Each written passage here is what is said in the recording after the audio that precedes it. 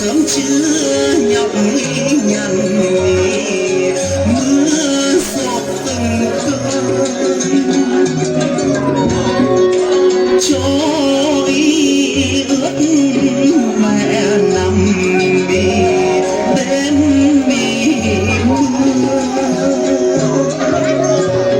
đêm mưa trôi mẹ nằm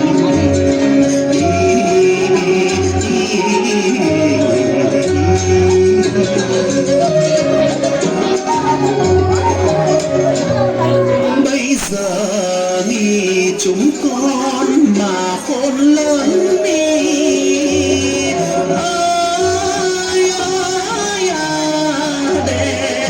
về thăm mẹ già nhìn mẹ vui vườn cây áo cá đàn gà dành dùng chẳng chi gửi cho con đi cháu làm mì quà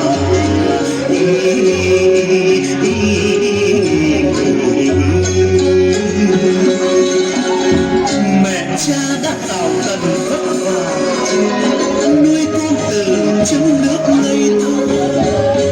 ký ức trong con không thể phai mờ ấm áp cơm cha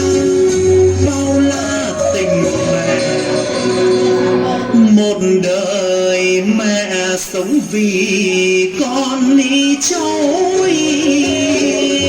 ơi ơi à, để mẹ giờ đã vui ấm lòng đi con nhìn đàn con đi cháu tươi cười vui cùng cháu con nụ cười ánh mắt mẹ sáng ngời